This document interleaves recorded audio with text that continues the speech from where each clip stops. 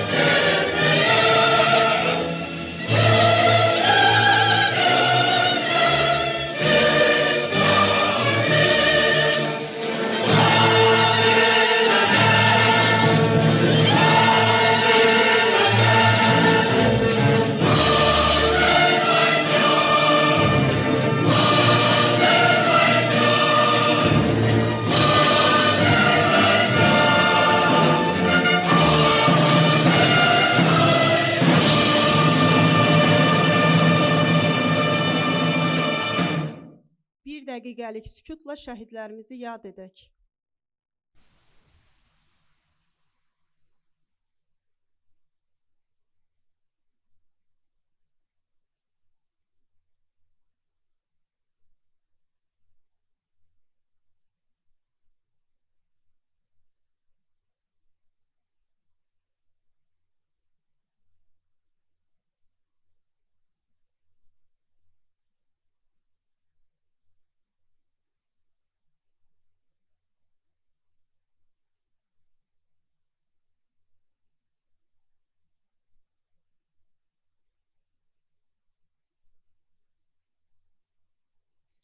Bu dəyərli xatirə qarşısında baş əyirəm və hörmətli iştirakçılar, hər birinizə dərin təşəkkürümü bildirirəm.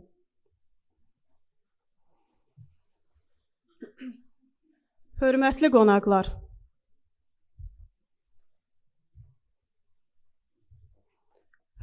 qonaqlar, təhsil dəyişirsə, müəllim də dəyişir. Müəllim dəyişirsə, cəmiyyət də dəyişir. Amma gəlin bir anlıq düşünək. Bu dəyişiklik hardan başlayır? Sinif otağından, müəllimin bir sualından, bir baxışından, bəzən də bir şagirdə birlikdə bacaracağıq deməsindən. Bugün burada texnologiyadan danışırıq, amma əslində insandan danışırıq. Çünki süni intellekt müəllimi əvəz etmək üçün yox, onu daha güclü etmək üçün var.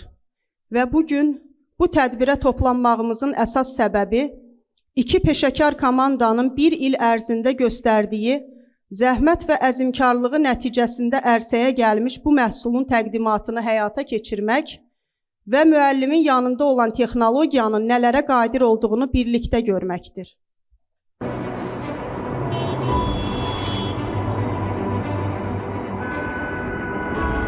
Yenilik yaratmadığımız her gün geri gedirik.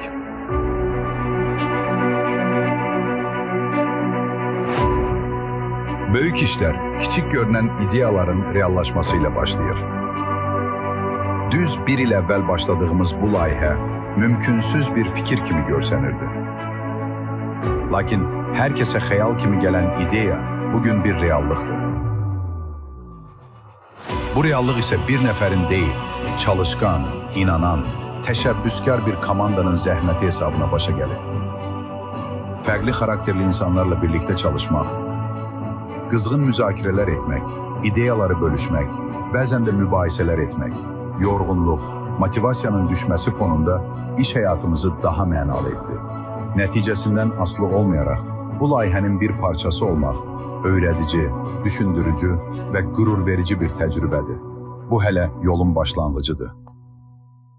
Time sadəcə nəticəyə fokuslanan imtahana hazırlıq mərkəzi deyil. Müəllimin peşə fəaliyyətinə əvəzsiz iz buraxan bir dəyərdir. Bu dəyərin ən parlaq və ilham verici qaynağı isə İlkin müəllimdir. Müəllim hazırlığında süni intellektə əsaslanan platformanın məqsədi, strukturu və imkanları barədə fikirlərini bizimlə bölüşmək üçün sözü Tayimin direktoru və layihənin rəhbəri hörmətli İlkin Həsənova vermək istəyirəm. Demək, bugün biz bir ildir üzərində işlədiyimiz və bugün təqdimat edəcəyimiz bir layihənin təqdimatına yığışmışıq və bu kifayət qədər müəyyən mənada həyəcan vericidir və prosesin özündə belə biz bir çox hallarda insan bəzi şeylərin fərqinə varanda biraz qəbul eləməsi çətin olur. Bir çox hallarda hələ bizim komanda özü tam olaraq dəyişikliklərin harasındayıq, onu başa düşməkdə çətinlik çəkirik. Amma bir yola başlamışıq və bugün biz demək, yenilik yaratmadığımız hər gün geri gedirik. Geri qalırıq yox, geri gedirik. Dünya dəyişir və insan təhsil aspektindən baxanda gedişatın harasındayıq sualını verir. Yəni biz hardayıq? Dünya hardadır, biz hardayıq? Biz nə qədər tez adapta ola bilirik? Nə qədər irəliləyiş ola bilir? Biz bunu nə qədər qəbul edirik? Nə qədər axına uyğunlaşa bilirik? Sualları yaranır. Və bu sualların fonunda görürsən ki, bəzi şeylərin, bəzi məsələlərdə çox geridəyik, bəzi məsələlərdə potensialımız var və biz bunu sürətli inkişafa nail ola bilərik. Sadəcə burada xırda bəzi nüanslar var ki, ona toxunacaq. Ümumiyyətlə, yenilik yaratmaq bilirsiniz, düşüncədən başlayır. Hər şey buradan başlayır. Yəni bu düşüncənin önəmini hər kəs, burada oturan hər kəs bilir və düşüncə harda formalaşır? Məktəbdə. Yəni biz 12 il məktəbə gedirik ki, 12 il ərzində bizim düşüncəmiz formalaşsın. Yəni evdə formalaşırmı? Böyük ölçüdə yox. Başqa, yəni elə bir məkan yoxdur ki, düşüncəmizi orada ortaya qoyaq və beynimizi yontalayaq. Belə bir yer ancaq və ancaq məktəbdir. Və məktəbdə biz bunu nə qədər bacarırıq? Bu 20-ci əsrin əvvəllərində İngiltərədə, Ayna xanım, eləşə bilərsiniz, rahat olunuz. Bu arada sizin ilk təcrübədir də, düzdür. Bir qısa haşiyə çıxım. Demək, bizim Mr. Graham o vaxtı müəllim inkişaf mərkəzində Mr. Graham'dan sonra Asif müəllimlə öyrəndiyimiz bəzi mədəni ənənə var. Hər kəsə öz potensialını göstərmək üçün imkan yaratmaq. Ayna xanım da bu gün bizim əməkdaşdır və ilk təcrübədir ki, böyük bir auditoriyada tədbir aparır. Öyrənmə məhz belə baş verir. Adətən biz cəmiyyət olaraq belə şeylərə insafsız yanaşırıq, mərhəmət göstərmirik, insanlara özünü realizə üçün imkan vermirik. Amma bu ənənəni sağ olsun Asif müəllim, sağ olsun Mr. Graham bizə bu ənənəni formalaşdırıb ki, hər kəsə səhvi ilə, düzü ilə səhv edə bilərmi? Edə bilər. Biz ona baxırıqmı? Yox. Təcrübədir, öyrənirikmi? Bəli. Və hər bir müəssisədə, hər bir məktəbdə insanlara belə imkan verildiyi təqdirdə biz o içərisindəki parıltını görə bilirik insanların. Buna görə də ayrıca təşəkkür edirəm. Yaxşı başlanğıcdır. Və 20-ci əsrin əvvəlləri İngiltərədə bir məktəb və bugünkü Azərbaycan məktəbi ki, yəni tək bizdə belə deyil, bir çox ölkələrdə belədir. Və sual yaranır da, nə dəyişib?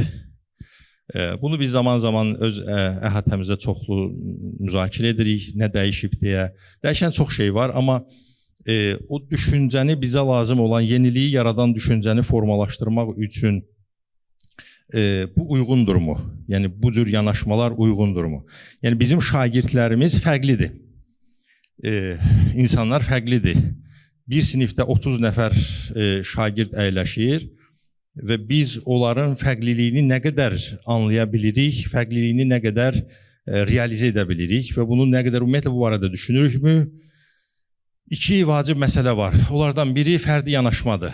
Çox təəssüf ki, biz yaradıcı düşüncəni inkişaf elətdirmək üçün, ümumiyyətlə insanın öz daxili potensialını çıxardıb göstərmək üçün fərdi yanaşma şərtdir. Amma biz sual çıxır, 30 nəfəri eyni parta arxasında, nəzərə alsaq ki, partalarımız da hələ də 2 nəfərlikdir. Bu məqamda biz şagirdləri fərdi ehtiyaclarını, onların öyrənmə tərzini, xüsusiyyətlərini nə qədər nəzərə ala bilirik. Yəni biz deyək ki, sıralasaq 10 dənə təhsilimizdə düzəldilməli, inkişaf etdirilməli olan məsələlərin 10 dənə bir siyahı düzəltsək, biz fərdi yanaşma, diferensial təlim bundan çox uzaqdayıq. Bunu hər gün işin içərisində olan insanlar çox yaxşı şəkildə bilirlər. Biz o diferensiallığa çata bilirikmi, fərdi yanaşmanı təmin edə bilirikmi, bu ciddi sual altındadır. Və biz ümumiyyətlə bununla bağlı düşünürükmü? Bir çox hallarda heç oraya gedib çata bilmirik də. Biz deyirik ki, insanlar elə otururlar, mən gəldim, dərsimi keçdim. Yəni, məktəb o fərdi ehtiyacın üzərində işləmir və işləyə bilmir. Hazırda biz orada deyilik. İkinci bir məsələ, René Descartes düşünürəm deməli mövcudam. Düşünmək, yəni fərqli, biz belə dedik də, demək, başladıq. Yenilik yaratmadığımız hər gün geri gedirik. Yenilik yaratmaq üçün bizim düşünməyə ehtiyacımız var. Düşünmək məktəbdə formalaşır. Biz məktəbdə bunun əsasən reallaşması üçün 2 dənə aspekt var, hansı ki çox vacibdir və biz ondan çox uzaqdayıq. Bir, diferensial yanaşma deyil, fərdi, öyrəncilərin, şagirdlərin fərdi ehtiyacının nəzərə alınması. 2, düşünmə məsələsidir. Özümüzə sual versək, bəzən deyirlər ki, sən çox bəzi hallarda tənqid edirsən və yaxud da və s. Fərqli aspektdən baxsan. Mənim yanaşmam budur da, bura bizim ölkəmizdir və bizim ölkəmizin inkişafı üçün biz çalışmasaq, xaricdən filan kəs gəlib bizim ölkəmizi inkişaf elətdirməyəcək.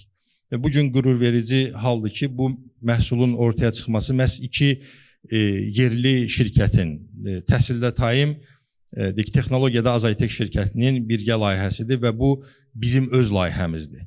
Az da olsa, çox da olsa, özümüzü inkişaf elətdirmək üçün nələrsə etməyə çalışırıq. Bu elə özü təqdirə layiq bir şeydir və kifayət qədər qürur vericidir.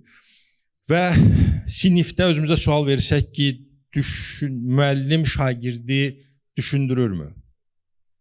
Yəni biz deyək ki, o vaxt dərs dinləmələri gedəndə, hətta onun bəzi texnikaları var da, müəllimin şagirdə verdiyi sualların qapalıqmı, açıqmı, faktoloji mi, yoxsa düşündürücü olduğunu belə qeydiyyatına aparırdıq.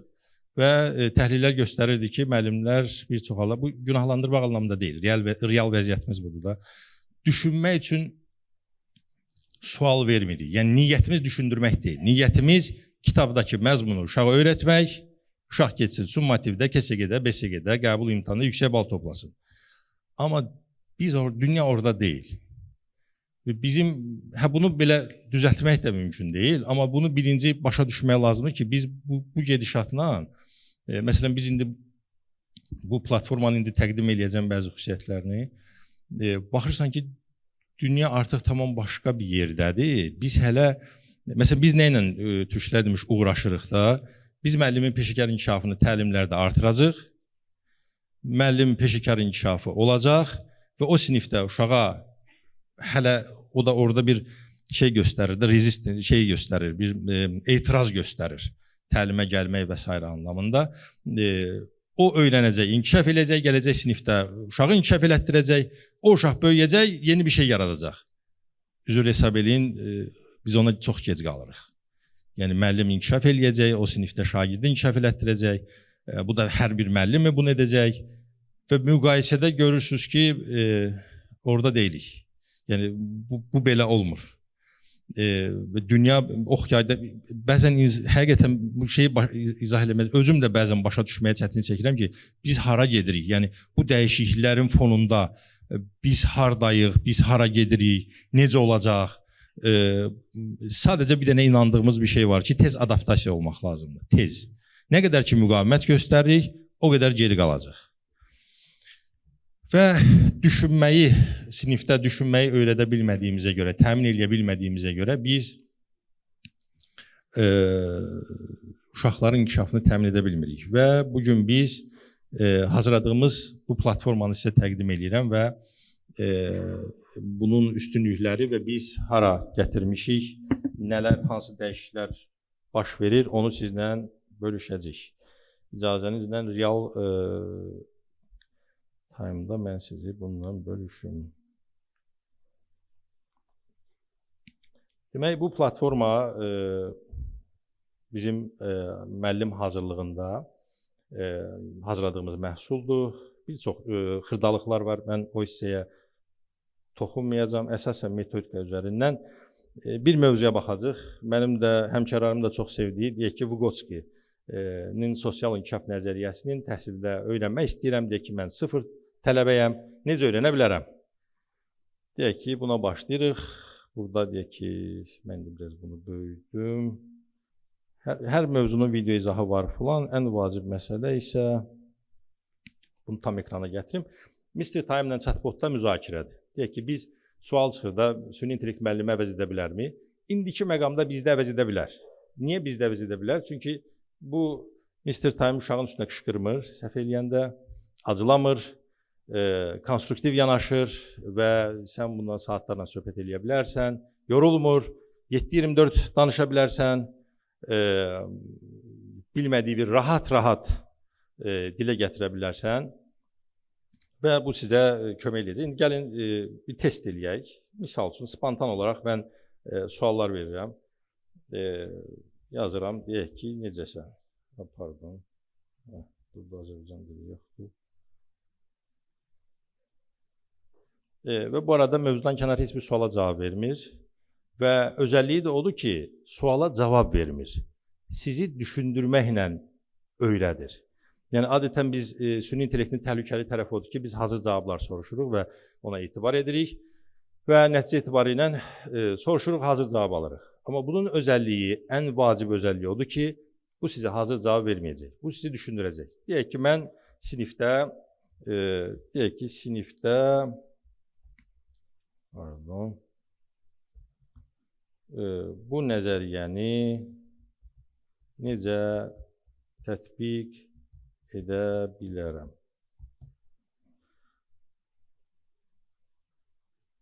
Burada Azərbaycan şrifti olmadığına görə mənə biraz çətindir, amma çox gözəl sualdır. Müəllim üçün ən vacib hissə də elə tətbiqdir. Səndən başlayaraq siz də oxuya bilirsiniz rahat. Səndən başlayaq. Yəni mənim özümü atır topu, hazır şəkildə vermir. Mənim özümü götürüb yavaş-yavaş gətirəcək ora. Məsələn, deyir, sinifdə şagirdlərlə işləyərkən artıq etdiyin hansı şeylər Vygotsky'nin fikirlərinə bənzəyir. Məsələn, zəif şagirdi güclü şagirdlə cütləşdirmək. Əvvəlcə daha çox kömək edib, sonra köməyi yavaş-yavaş azaltmaq. Deyək ki, mən tarix müəllimiyəm. müəllimiyəm, sinifdə deyək ki, misal üçün deyirəm, 2-ci Dünya müharibəsi, okey, düzəldirəm, müharibəsi mövzusunda necə istifadə edə bilərəm? Bunu da düzəldək. Okay. Rahat-rahat 7-24, yəni yolda da istifadə edə bilərsiniz. Bu hələ çox mərtəbəli binanın 1-ci mərtəbəsidir bu arada. Tarixi müəllimi üçün bu mövzu ilə işləmək çox maraqlıdır. İkinci Dünya müharibəsi həm fakt, həm səbəb-nəticə əlaqələrini işləmək üçün çox əlverişlidir. Amma əvvəlcə sənin hazırda etdiklərini anlayaq ki, yiz və scaffoldingi onun üzərində quraq. Deyək ki, mən 0 tələbəyəm, yizin nə olduğunu bilmirəm. Yazıram, yiz nə olan məsələdir. Deyək ki, bilmirəm. Bunun özəlliyi də odur ki, bayaq fərdi ehtiyaclar dedik. Bu fərdi ehtiyacı nəzərə alır. Deyək ki, mən yizi bilmirəmsə, o deyək ki, etalonu aşağı salır və mənim səviyyəmdə başlayır yizi izah eləməyə. Da onun belə üstünə əlavə eləmir. Çünki bilir ki, mənə öyrətməsə olmur. Çox yaxşı ki, bunu soruşdun. Yəni, biz sinifdə necə olur? Ki, müəllim sual verəndə, uşaq sual verəndə müəllim qışqırır və deyək ki, əsəbidirsə, biraz da direktor əsəbləşdiribsə, müəllim başlayır əsəbləşməyə, uşağa deyir ki, bəs bunu demişdim və s. Amma bu rahatdır. Yəni, müəllimi əvəz edə bilərmi? Dünya çapında təbii ki, yox. Amma bizdə əvəz edə bilərmi? İlkin mərhələdə çox geniş yayılsa, böyük ölçüdə əvəz etməyə bacaracaq yəni. Sadəcə o da yanaşma məsələsinə görə. Qısaca izah edeyim, sonra yenə tətbiqə qayıdarıq. Və yaxın inkişaf zonasında bu şagirdin tək başına görə bildiyi, müəllim və yoldaşın köməklə görə bildiyi arasında boşluqdur və izah edir, bu formada davam edir. Məsələn, 2-ci Dünya müharibəsi mövzusunda şagird səbəbləri tək sədalaya bilmir, amma sənin verdiyin sualları, ipucları, xəritə, cədvəlin köməklə səbəbləri tapa bilirsə, sən onu gizlində işləyirsən. İndi sənə bir sual verim. Sənə elə gəlir ki, 2-ci Dünya müharibəsi mövzusunda şahidlərin tək başına nə edə bilir? Sənin köməyi ilə biraz daha çətin nə edə bilərlər? Və mən başlayıram nümunə verməyə. Tamam? Və bu formada davam eləyir. Başqa bir suallar da verə bilərik. Ümumən,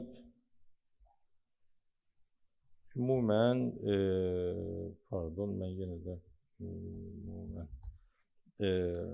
bu nəzəriyyə nəyə lazımdır? Daha biraz fundamental suala qayıdıram.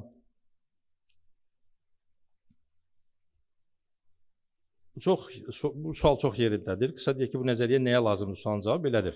Müəllimə kömək edir ki, şagirdin tək başına haraya qədər gedə bildiyini, sənin və yoldaşların köməklə haraya qədər çata biləcəyini daha dəqiq görə biləsən və dərsi ona uyğun qurasan. Və bu formada bizim söhbətimiz davam edir. Buradakı önəmli olan məsələ mənim sualımdan, bir növ Sokrat dialoqu üslubu vardı. Yəni, mənim verdiyim cavabdan yol alaraq növbəti sualı verir, dərinləşdirə, dərinləşdirə, dərinləşdirə, dərinləşdirə gedir. Ta ki, mən cavabımı istədiyimi alana qədər bu proses davam edir. Önəmli məsələ, digər önəmli məsələ, deyək ki, burada bir dəqiqə.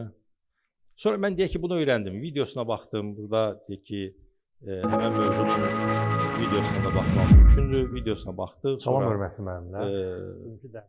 Deyək, sonra chatbotla sual-cavab elədik, öyrəndik. Öyrəndən sonra məni yoxlaması lazımdırmı? Bəli. Biz gedirik öyrənmənin dəyərləndirilməsinə.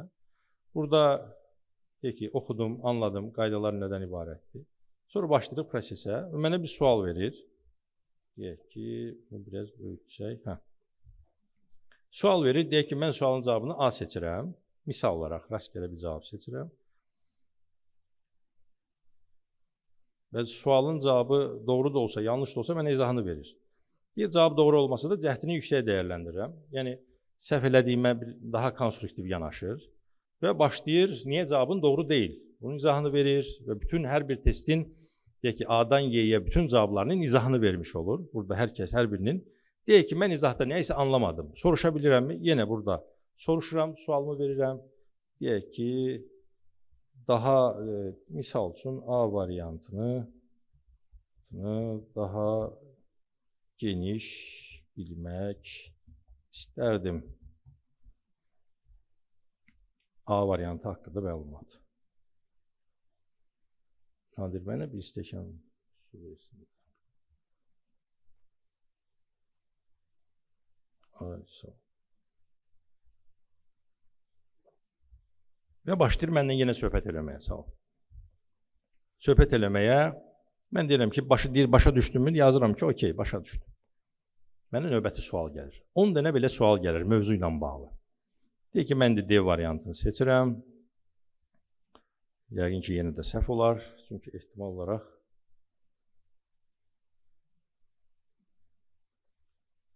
yenə də səhv yazdım. Yazıram ki, tamam, aydındır.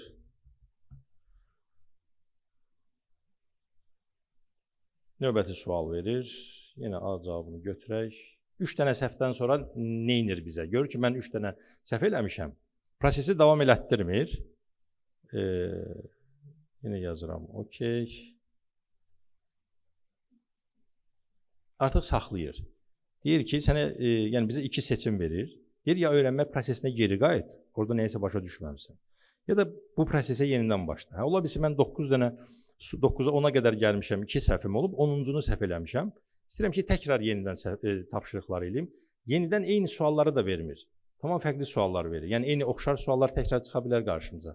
Amma alqoritm elədir ki, yeni sualları verir və biz ikinci dəfə cəhdə daha başqa suallar görəcəyik. Deyək ki, öyrənmə prosesinə mən geri qayıdıram. Qərar verirəm ki, orada nəysə başa düşməmişəm. Deyək ki, 10 sualı da keçdim. Hər şey istədiyim kimi, uğuru və s. Artıq mövzu sınağı gəlir. Burada da mövzu sınağında hər bir mövzunun, burada qaydalar falan var, 20 suallıq sınaq çıxır. Biz bu sualların hər birini cavablamağımız lazımdır. Burada hər cavab verdikcə bizə geri dönüş eləmir. Çünki bu sınaqdır. Gözləyir. Biz birinci sualın cavabını veririk, ikinci sualın cavabını veririk, üçü veririk. Sonra indi sonunda bizə bir hesabat verəcək. Hesabatı görmək üçün bütün suallara cavab verməyimiz gərəkir.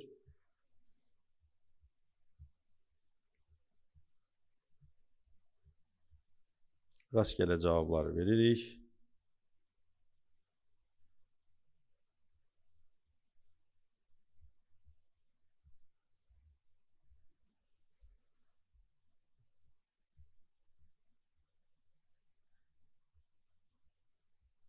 On 18 və 19. Və nəticələrimi yoxla. Və bizə bir hesabat hazırlanır. Bu hesabatda bizim ümumi nəticəmiz, müsbət tərəflər, çatışmayan tərəflər, nələri düzəltməyim lazımdır, bunlarla bağlı mənə geniş şəkildə bir hesabat verir. Və mən hər bir sualın, burada hər bir sualın doğru cavabı nə idi, mən nə götürmüşəm, bunu da görmüş oluruq. Və nəticədə gəlirik ki, imtahan nəticəmiz uğursuz olub, çünki 20 sualdan cəmi 3-nə doğru cavab vermişəm. Və nəticə səviyyəsi gözlənilməz nəticə, güclü tərəflər bunlardır, təkmilləşdirilməli, zəif tərəflər də demir, təkmilləşdirilməli tərəflər bunlardır və mən bunların hamısını oxuyub təklifi görürəm. Və bunları hazırladıqca biz özümüzə sual veririk. Müəllimə ehtiyac qalırım. Tələbələrin bizə verdiyi ilk sual odur ki, fənlər üzrə varmı? Tamam. Həqiqətən düşünəndə ki, hər şey burada varsa, bu indi bizim platforma deyil, X bir şirkətin, X bir başqa bir şeydir. Ümumiyyətlə sual çıxır. Ha, bunu hər şeyi qoysaq kənara. Sual çıxır. Artıq deyək ki, məktəbdə müəllimə, təlimçiyə, universitetdə müəllimə ehtiyac qalırım. Çox qorxuludur. Həqiqətən qorxuludur və biz bilmirik. Bir tərəfdən qorxuludur, amma deyək ki, gəlin bunu eləməyək. Qorxuruq, gəlin eləməyək. Yenilik yaratmadığımız hər gün geri gedirik. Artıq biz bunu ölçü olaraq baxaq. Yəni, məsələn, təsadüfi deyil ki, 2025-in martın 19-u cənab prezidentin süni intellektlə bağlı sərəncamı var. Yeni bir konsepsiya hazırlanır. İndi sual çıxır. Biz özümüzü təkmilləşdirməsək, gəlin qorxaq ki, belə şeylər eləsək, kimisə işi əlindən alına bilər, filan şey ola bilər. Yaxşı, bəs dünya bunu tələb edir bizdən. Buna adaptə olmasaq necə olacaq? O baxımdan ümid edirəm siz də qorxuzmadı müəllimlər. Eləmi? Okey. Buradan sual varmı? Yəni bununla bağlı iki nəfərdən sual ala bilərik. Sual olan varmı? Səbuhi müəllim, buyurun. Nadir, bunu Səbuhi müəllimə zəhmət olmasın. İki nəfərdən sual alacaq. Biri Səbuhi müəllimdir. Oradan, ayaq üstüdür. İlk təəssüratlarınız da ola bilər. Yuxarı qaldırın, orada knopkanı bər. Əvvəlcə hamını salamlayıram. İlkin müəllim, böyük bir iş başlamısınız, uğur arzulayıram. Yəni, variant yoxdur. Bunu qəbul edirəm. Xüsusilə müəllim üçün bu əvəz edilməzdir. İndi bunun şagird mərhələsinə hələ keçməmisiniz. Sizin bizə verdiyiniz sual, yəni ümumiyyətlə ictimaiyyətin verdiyi sual, şagird səviyyəsi üçün idi ki, bunu yaratsaq qorxulu olarmı, olmazmı? Onu gələcək göstərər, o suala cavab vermək istəmirəm. Bir texniki tərəf soruşmaq istəyirəm. Səsli izah varmı? İndiki məqamda yox. İndiki məqamda yox. Başa düşürəm, bəzi şeylər çox sürətlənir, çox tez olsun deyə səs verib, yəni səsli sual verib cavab almaq. İndiki məqamda yox. O məsələni Üzeyir müəllim indi bizdən sonra Azaytek şirkətinin həm təsisi, IT üzrə mütəxəssis Üzeyir bəy çıxış edəcək. O daha dəqiq cavab verə bilər ki, biz bunun səslisini nə vaxt yarada bilər. Bir dənə təklif verim. Azərbaycan dili müəllimi olaraq deyim ki, bizim xalqın ən çox əziyyət çəkdiyi məsələ yazılı nitqi başa düşməkdir. Yəni şagirdlərdə xüsusilə, hətta böyüklərdə də. Yəni biz müəllimlər ona görə, uşaqlar ona görə hazırlığa gedir ki, müəllimə ona görə ehtiyacı var ki, uşaqlar yazılı nitqdən çox şifahi nitqi daha rahat anlayırlar. Ona görə bu platformanın sürətlə, tezliklə şifahi formasını, yəni səsli formasını yaratmaq lazımdır. Uğur arzulayıram sizə, həqiqətən böyük iş görürsünüz. Təşəkkür edirəm, çox sağ olun. Rauf müəllim də hələ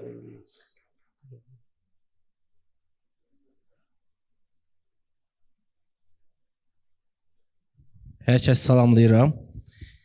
İlkin müəllim, sizə və komandanızı təbrik edirəm. Gözəl bir inteqrasiyalı şəkildə bir platforma hazırlayırsınız, hansı ki, müəllim üçün və öyrənənlər üçün yaxşı bir alət olur.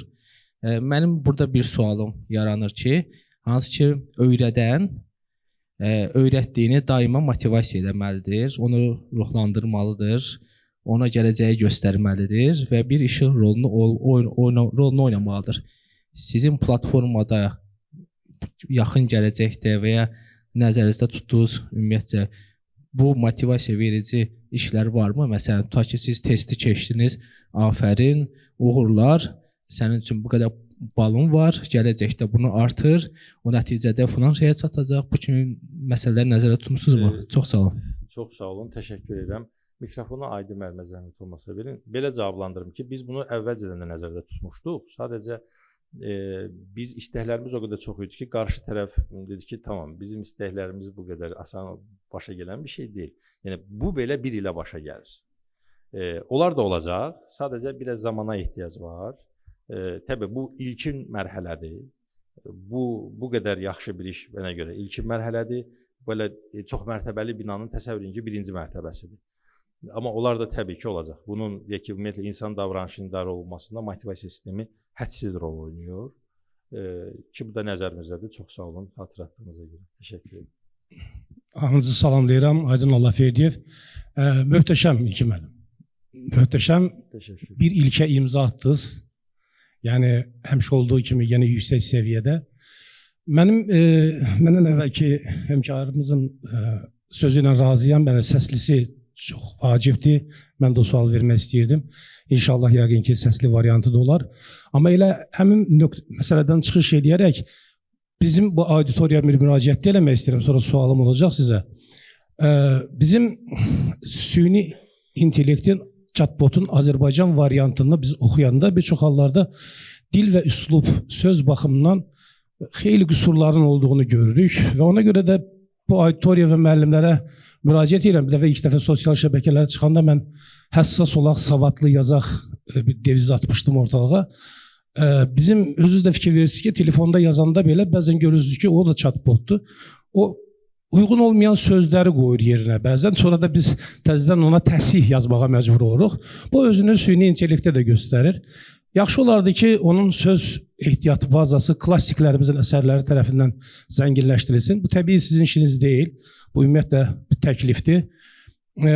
Məni maraqlandıran iki müəllim.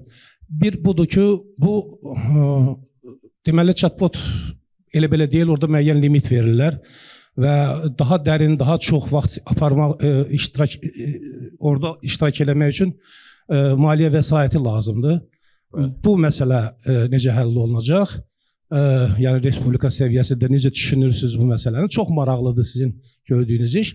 Və bir də ki, testlər məni maraqlandı. Test tapşırıqlarını özü mü tərtib edir? Yoxsa onu hazırlayıb ora yerləşdirirlər? Təşəkkür edirəm. Çox sağ olun, təşəkkür edirəm. Dil məsələsinə gəldikdə bu ümumiyyətlə biri var, biz hər şeyin mükəmməl olduğunu gözləyib işə başlayaq. Bir də var, biz onu yolda düzəldirik. Bizim məqsədimiz ümumiyyətlə dünyada uğurlu işlərin əsas xüsusiyyəti odur ki, biz iş başlasın və o yolda düzəlsin. Çünki perfeksionizm hər şeyi gözləyək, əla olsun, ondan sonra başlayaq, artıq qatar getmiş olur bir yerdən sonra. Bu belə. İkinci bir məsələ, təbii burada yazdığınız hər bir sual, hər bir söz, hər bir hərf arxada pul deməkdir, maliyyə olaraq. Amma biz yenə də bununla bağlı bir təsəvvürümüz hazırda ehtimallarımız var. Dəqiq bir data istifadədən sonra bəlli olacaq. Amma ya belə hələ ki limit yoxdur. Hələ ki limit yoxdur. İnsanlar bunu rahat-rahat istifadə eləyə bilsinlər və bunun bir növ təsirini də görsünlər ki, onların inkişafına nə qədər təsir eləyir. Ondan sonra artıq o məsələlərə baxıla bilər. Amma hələ ki bir limit yoxdur. Rahat-rahat istifadə edəcəklər. Belə. Test məsələsi belədir. İstifadəçinin qarşısına çıxan test mütəxəssislərin belə deyək, sonuncu rəyindən sonra çıxır onların qarşısına. Deyək ki, məsələn, bəzən öz müəllimlərimiz deyir, onda biz işdən çıxacaq, necə olacaq? Deyirəm ki, yox, bizim işimizin funksiyası dəyişir. Müəllimlik sıradan çıxmır, müəllimliyin funksiyası dəyişir. Yəni, deyək ki, süni intellekt test hazırlayır arxada, hazırlayır. Amma o istifadəçinin qarşısına çıxmamışdan öncə bizim müəllimlərin baxışından keçir və sonra müştərinin qarşısına çıxır ki, biz 2 qat əmin olmaq istəyirik ki, orada səhv olma ehtimalı minimuma insin. Belə, sual limiti var, amma israrla Almaz Həsrət, Almaz xanım, buyurun. Mikrofon.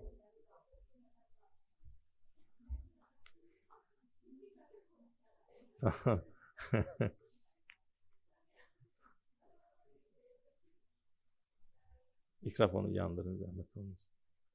Birinci demek isterim ki doğrudan biz sizinle, seninle fəxr edirik. Burada ETDC oturur, biz bir yerde işledik ve indi sizi görəndə belə möhtəşəm layihə, vizyon baş verir burada. Çok hoştu.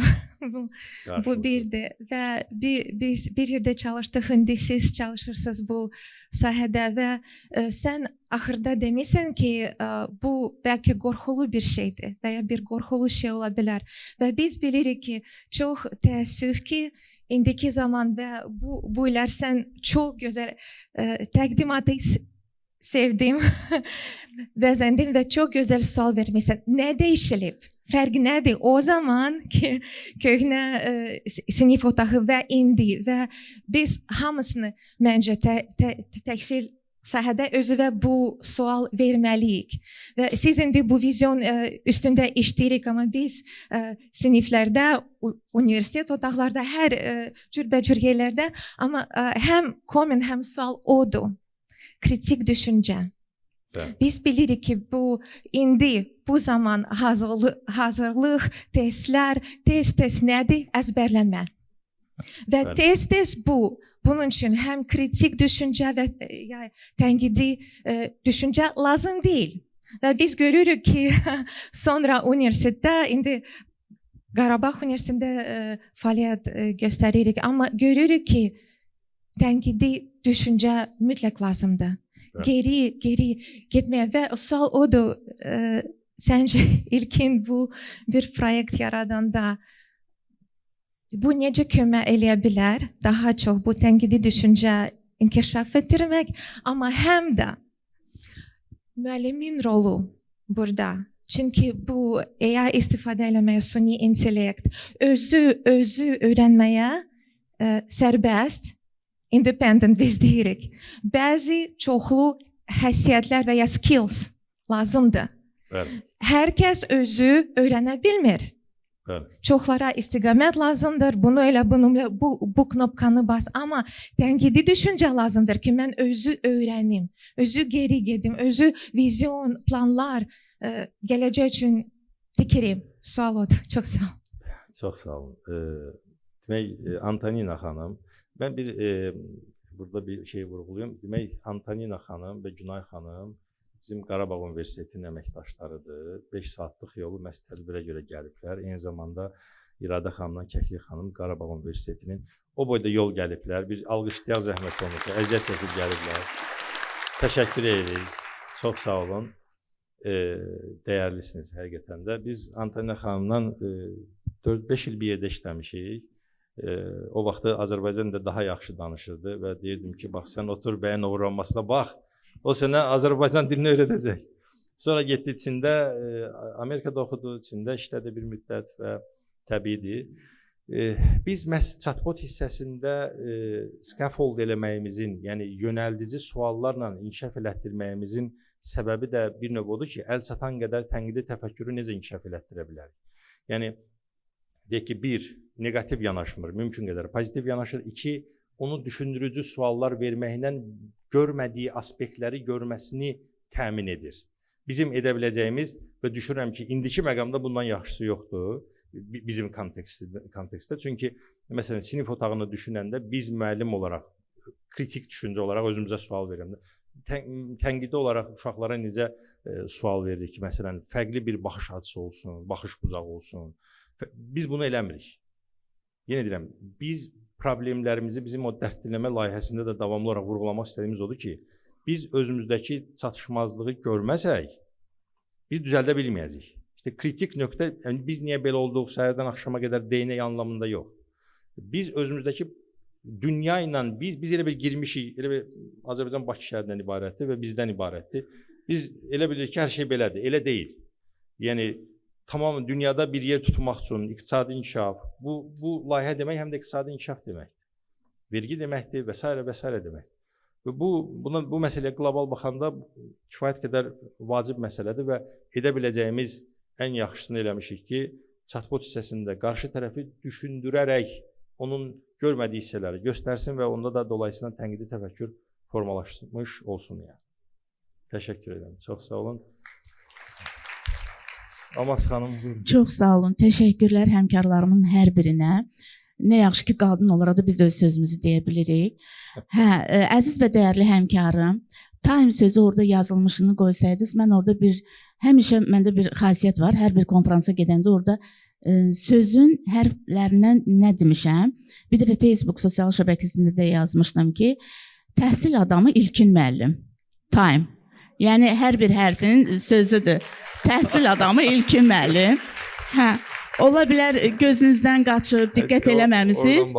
Amma mən belə bir açmanı açmışam ki, təhsil adamı ilkin müəllim. Sizə təşəkkür edirəm bu süni intellektlə bağlı ilk addıma görə, ilk təşəbbüsünüzə görə, ilk layihə və platformanıza görə təbii böyük məmnuniyyətlə istifadə edəcəyik. Necə ki, indi də istifadə edirik. Amma sizə bir nüansı deyim. Nə qədər biz müasirləşsək də, neynəsək də, siz diqqət eləsəniz, təbiətə, həyata bağlılığımız azalır, duyarlılığımız azalır. Bax, o duyarlılığımızı, bacarığımızı, praktik fəaliyyətimizin artırılması istiqamətində heç bir platforma, heç bir süni intellekt bizə köməklik göstərən deyil. Amma nə qədər də olsa, süni intellektin olmasını bəli qəbul eləyəcəyik. Çünki dünya buna gedir. Biz onu mütləq şəkildə qəbul etməliyik, edəcəyik də, amma bu yenə də bizə nəzəriyyəni artırır. Heç bir səriştəmiz artmayacaq. Bacarığımız, informasiya kommunikasiya texnologiyalarından informasiyanı əldə etmə bacarığımız artacaq, bəli. Amma diqqət eləyin, biraz üzümüzü çevirək, biraz yana ya arxa tərəfə ki, görəcəyiz praktik olaraq biz nədə tətbiq eləyə biləcəyik. Yenə də xörəyin bişirilməsini əgər yazsam, yenə də orada yazılma qaydasıyla, o bütün algoritmlə nəyisə etsəm və yaxud da ki, nəsə bir ev tiksəm, onun üçün algoritmlə etsəm, yenə də nəsə praktikliyimdə çatışmazlıq olmayacaq da, olacaq daha doğrusu. Yəni deməyim odur ki, nəsə biz özümüz də bir məhsul tapmalıyıq praktikliyə görə və süni intellektin ən müsbət tərəfi nədən ibarətdir? Mənim burada dəyərli həmkarlarımdan biri də Anar müəllimi də görürəm. Çox sevirəm onu. Niyə? Çünki elə bir konfrans olmur, elə bir tədbir olmur ki, o konfranslardan eşitdiklərini yazır ora. Yəni biz o konfransda iştirak etməsək də belə statusundan oxuyuruq. Və mən əziz dəyərli həmkarlarım, mən də beləyəm, yəni Anar müəllim kimi. Hər bir konfransda iştirak edəndən sonra sosial şəbəkədə nə eşitdiksə, nəyi öyrəndiksə 3 cümlə yazaq. Və mən burada yazacağım nəyi? Süni intellektin yaratdığınız o platformanı təbii ki, təbliğini edəcəyik, etmək niyyətindəyəm, çünki lazımdır. Və burada belə bir René Descartes-in sözü də işləndi ki, düşünürəm, deməli mövcudam. Bəli, düşünürəm, mövcudam. Süni intellekt mənim mövcudluğumu sübut eləyir. Amma süni intellektin bircə müsbət tərəfini mən özüm şəxsən kəşf eləmişəm. Bunu şagirdlərlə də işləyəndə, tələbələrlə də sual vermə mədəniyyəti formalaşır. Sual vermə. Bir dənə üstünlüyü odur. Yəni mən məzmuna uyğun sual vermə bacarığımı formalaşdıra bilirəm. Bu reallıqdır və çox istərdim ki, digər həmkarlarım verək bu uşaqla, qorxmadan verək. Niyə çəkinməliyik, niyə qorxuruq ki, süni intellektdən? Müəllimin rolunu heç bir robot, heç bir süni zəka, süni intellekt, internet verə bilməz. Süni intellekt nədir? Google-ın daha müasirləşmiş formatıdır. Süni intellektin məzmunu hardandır? İllərlə bizim yazdığımız cümlələrdir. İllərlə səhv, süf, material nə varsa onların yazdıqları. Yəni üzrlü sayın biraz mən danışanda beləyəm. Çox sağ olun. Yəni biraz uzundur fikir. Sizə minnətdarlığım sonsuzdur və təbii ki, yenilik yaratmadığımız hər gün geri gedirik və yeniliyi biz özümüz də yaradırıq. Necə ki, sizlər üçün, sizlər kimi. Təhsil adamı İlkin müəllimə, Tayma təşəkkürlər. Çox sağ olun. Təşəkkür edirəm. Son olaraq şərhimi bildirim və elə yekunlaşdırım. Bəzən əməkdaşlar soruşur ki, sən bununla bağlı nə düşünürsən və gələcək. Deyirəm ki, onu dilə gətirsəm, biraz şey olacaq da, qarışıqlıq olacaq. Deyək ki, mən xəyal edirəm ki, biz bura bir müəllim, belə praktikliyini göstərmək üçün düşünək də, bir müəllim dərsini videoya çəkir, yüklür sistemə, süni intellekt onun dərsi ilə bağlı rəy verir. Bugün müəllim sinifdə qorxur. Niyə qorxur? Dərsində oturacaq şəxs ona dəstək verməyəcək. Ondan negativi tutacaq, qiymətləndirəcək və s. və s. Amma deyək ki, süni intellektdə biz dərsimizin videosunu yükləsək platformaya, o videoya baxıb bizim ona öyrətdiyimiz formada rəy versə müəllimə, daha praktik olacaqmı? Olacaq.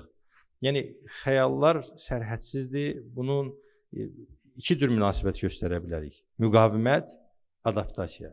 Müqavimət göstərdiyimiz hər anda geri gedirik. Adaptasiya olduğumuz hər anda irəli gedirik.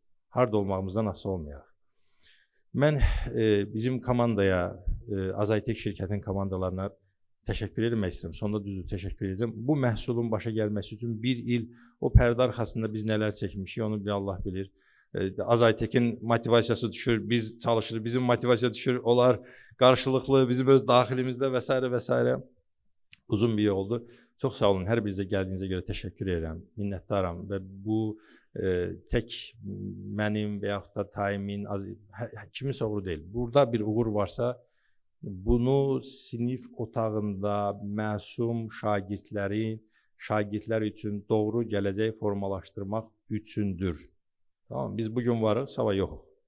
Amma olacaq hər bir şey hələ ki məsumluğunu itirməmiş, hələ ki tirkilənməmiş o uşaqların daha yaxşı gələcək qurması üçündür. Təşəkkür edirəm hər birinizə, sağ olun. Süni intellekt artıq həyatımızın hər sahəsindədir və onunla bağlı təbii olaraq hər birimizin beynində suallar var. Məsələn, süni intellekt bizi əvəz edəcəkmi? Amma bəlkə də daha vacib sual budur ki, süni intellekt bizi necə daha güclü edə bilər? Məhz bu sual ətrafında fikirlərini bölüşmək üçün Azaytekin həm təsisçisi, IT üzrə mütəxəssis Üzeyir Süleymanovu səhnəyə dəvət edirəm.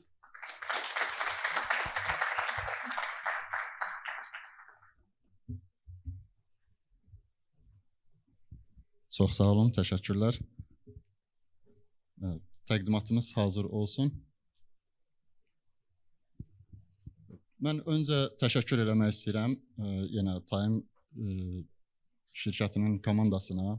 Çünki biz texnologiya şirkəti olaraq bu məhsulun ortaya gəlməsində, yəni bilavasitə birbaşa Time şirkətinin pedaqoqlarının, metodistlərinin ciddi əməyi olub. Yəni onlarsız biz bu məhsulu ortaya gətirə bilməzdik. Bu bizim birgə məhsulumuzdur. Biz də texnoloji tərəfdən bu məsələnin həllində öz dəstəyimizi ortaya qoyduq. Bir hər zaman sual, burada da yenə verilən suallar ətrafında mən fikir verirəm ki, daha çox süni intellekt insanı əvəz edə bilərmi? İnsanı süni intellektin əvəz etməsi, ümumiyyətlə tam şəkildə əvəz etməsi qeyri-mümkündür. O insana dəstək ola bilər və biz məhsullarımızı da hazırlayarkən, texnoloji məhsulları hazırlayarkən elə formatda hazırlamalıyıq ki, onun etik tərəfi var. İnsanı o dəstək formatında çıxış eləsin, insanı əvəz eləmək, tam şəkildə əvəz eləmək öhdəçiliyini biz qoysaq, uğur qazana bilmərik. Yəni bu günləri texnoloji dünyanın ən yüksək şirkətlərində məhsullarına baxsaq, tam insanı əvəz eləyə bilirmi? Xeyr, heç biri tam əvəz eləyə bilmir. Mən bugünkü təqdimatımda bununla bağlı hər halda səhifə tam yenilənməyibdir. Birdən necə yeniləyək bunu? Bir dənə sıfırdan yeniləyim mən. Gəldi.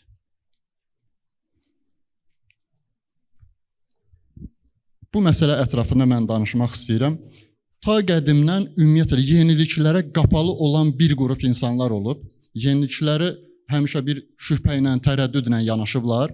Amma daha sonra bu yeniliklər öz həyatda müəyyən fəaliyyət sahələrini tapıb və uğurla tapıbdır. Məsələn, bunlardan ən birincisi bir əlyazma, yoxsa şifahi yaddaş. Platonun istinad olunan məşhur bir ifadə var ki, bizim əlyazmanı tətbiq eləməyimiz düzgün deyil və s. və s. Şifahi yaddaş, şifahi şəkildə ötürülmə daha yaxşıdır.